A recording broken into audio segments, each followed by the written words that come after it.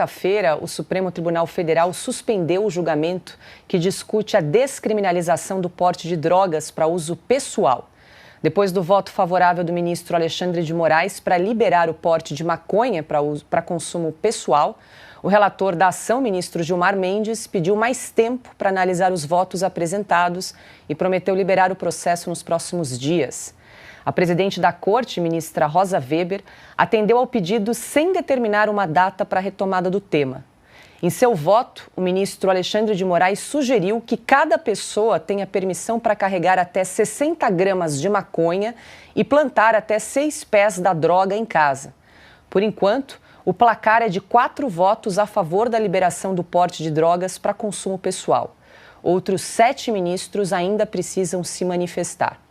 Cris, já existe uma lei, a Lei 11.343, dispondo a respeito do crimes, para uso de drogas, inclusive o artigo 28, ele traz aqui, quem adquirir, guardar, enfim, drogas será submetido às seguintes penas. Não há mais pena de prisão, disso já há algum tempo.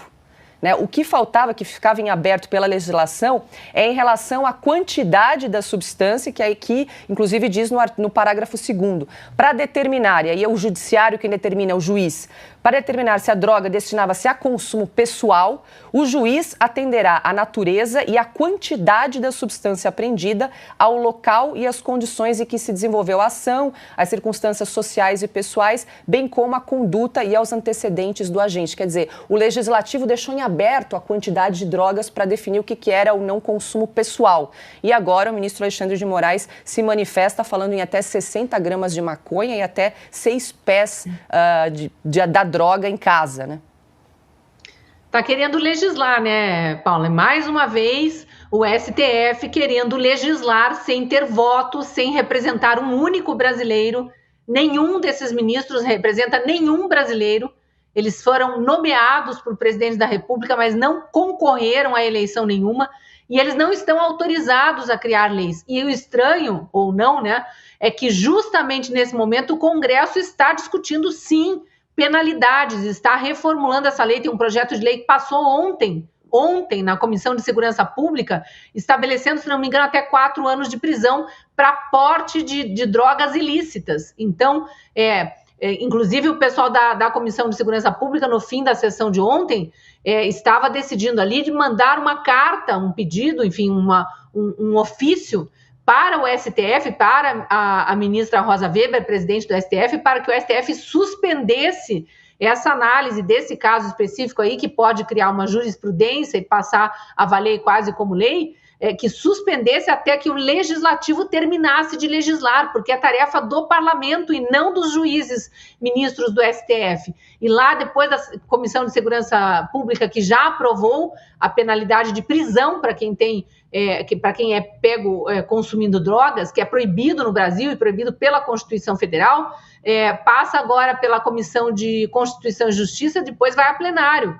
E aí, se a Câmara aprovar, o Senado também tem que revisar. Então, deixa o Legislativo fazer o que lhe cabe e espera antes de ficar atropelando as coisas. A gente sabe, que é só uma das muitas pautas daquela agenda globalista que os petistas amam, adoram, e esse STF aparelhado pelo PT também está tocando adiante. Rosa Weber já anunciou aí que vai votar a descriminalização do aborto, que é um pedido do PSOL e que está há muitos anos aí sendo empurrado, vai votar ainda antes de se aposentar. Ela se aposenta em outubro. Então, são essas pautas que a sociedade não quer. A sociedade brasileira, as pesquisas já mostram que é contra o aborto, é contra a descriminalização das drogas, porque isso também puxa tráfico, puxa comércio de drogas, e isso está envolvido em vários outros crimes, não é só drogas, a gente sabe disso. Então, a sociedade não quer isso. E se for para discutir, que se discuta no local onde há representantes da sociedade, e não nesse tribunal ideologizado aí, aparelhado pelo PT. Pois é, Silvia, eu volto a repetir, essa lei 11.343, lá de 2006, ela deixou uma lacuna legal, Ela deixou uma brecha, porque o legislador, na verdade, acabou deixando uma brecha, porque jogou para o juiz a responsabilidade para dizer o que é consumo pessoal, de acordo aí com a quantidade de droga, a natureza, o local, as condições, e agora essa questão chega aí ao STF, algo que deveria ser resolvido pelo legislativo. Mas temos o histórico de assim, uma série de juristas que não entendem ser exatamente uma matéria constitucional, né, Paula? E acho que a Cris traz o tema central. O Supremo Tribunal Federal está legislando. Isso, neste momento, deveria ser uma matéria do Congresso Nacional. Nós temos o Congresso Nacional, o segundo parlamento mais caro do planeta. Só o dos Estados Unidos é mais caro do que o brasileiro. Custa 40 milhões de reais por dia. Quase 14 bilhões de reais por ano. Pois bem, então é papel dos deputados que trabalham a favor dos seus eleitores, da sociedade civil, pagadores de impostos, determinar o que pode ou não. São dezenas de comissões temáticas. Eles se reúnem 3 vezes por semana. Depois a matéria vai à votação em plenário. Primeira votação, se for uma matéria constitucional, 2 votações, uma longa tramitação com quórum máximo, 308 deputados, mais de 50 senadores. E aí chega lá, no Supremo Tribunal Federal, e 11 ministros, 11 togados, que não têm um único voto, foram colocados lá pelo presidente da República. No Brasil, a gente sabe como é que funcionam essas nomeações. O último que chegou, por exemplo, é advogado pessoal do presidente. O decano da corte recebe o presidente da República, ou seja, de um outro poder, na sua casa para um jantar. Então não há impessoalidade alguma, não há isonomia alguma, e eles decidem simplesmente usurpar prerrogativas e funções do legislativo. Então para que serve o Congresso? Fecha logo. Então se não serve mais para absolutamente nada, se não serve para legislar, para criar uma lei, por que então custa tão caro? Por que nós estamos, o brasileiro que trabalha, que pega duro no batente todo dia, paga seu imposto todo dia, por que ele paga 40 milhões de reais para esses deputados e senadores, se eles não servem para nada? Acho que já passou da hora do Congresso Nacional reagir. Cadê o presidente do Congresso Nacional, Rodrigo Pacheco? Onde é que ele está? Nunca ninguém sabe, né? Nunca ninguém viu. Ana, o julgamento, então, para descriminalizar o porte de maconha foi adiado. Por enquanto, o placar está em 4-0 a favor da liberação do porte de drogas para consumo pessoal. Bom, eu ia tocar nesse ponto sobre o legislativo não legislando, mas acho que o Silvio e a Cris já cobriram esse ponto. A questão que o legislativo não está legislando mais, mas nem o poder de investigação através das CPIs agora vai ser respeitado, né? Então fecha, vamos economizar 40 bilhões de reais por ano. Sobre esse assunto, Paula, olha, eu venho do futuro. Eu moro na Califórnia e aqui começou assim também. De uma maneira geral, nos Estados Unidos, né? Sabemos muito bem como funciona. A Constituição americana é muito seca, né? Muito sequinha, muito pequena, e os estados eles têm uma autonomia muito grande, uma independência para seguir com as suas constituições. Sim, existem constituições estaduais, como até a Suprema Corte estadual em cada estado.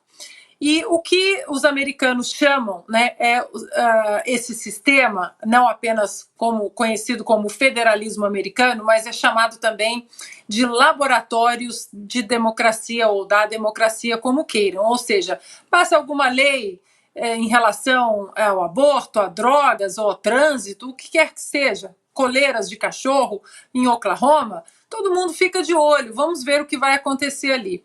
E os estados que lá atrás, há alguns anos, passaram as leis para descriminalização do porte de maconha, porque começou assim, primeiro vamos descriminalizar o porte de maconha. Aí depois, o próximo passo, o que já acontece aqui na Califórnia, porque o próximo discurso vai ser, bom, agora que já descriminalizou o porte de maconha, vamos autorizar a venda de maconha, porque assim o Estado consegue ter uma receita maior através dos impostos. Isso eu estou falando de anos, já se passaram anos e agora nós temos dados concretos sobre o que aconteceu nesses estados que primeiro descriminalizaram o porte da maconha e agora autorizam a sua venda.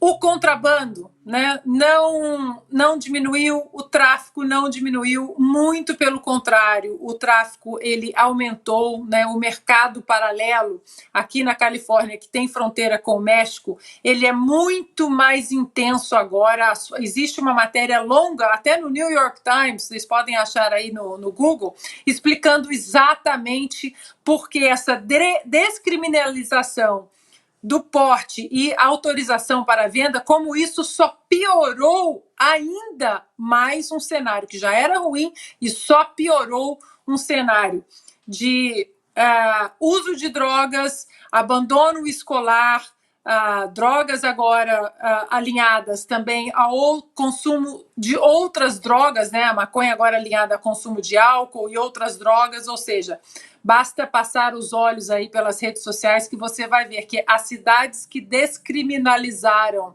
o porte de maconha, como Los Angeles, Filadélfia também, outras grandes cidades, Chicago, normalmente com administração democrata, hoje tem lugares que são ditos como, parece cidade de zumbis. São Francisco, lindíssima aqui na Califórnia, e hoje você passeia por alguns lugares, algumas áreas de São Francisco, e é terrível. Seres humanos, né, abandonados, não existe humanidade nenhuma, humanismo nenhum em dizer, não, cada um cuida da sua vida. Não é bem assim. A descriminalização do porte de maconha é uma porta que vai abrindo outras portas que acaba danificando aí o tecido social de uma maneira que não sei se é possível uma reversão sem a devida intervenção, como deve ser feita com as forças policiais, com medicação, com internação compulsória. É um debate extenso, mas eu garanto, Paula, aqui na Califórnia começou com a descriminalização do porte de maconha. Existem cidades aqui que o cenário é devastador para adolescentes e adultos.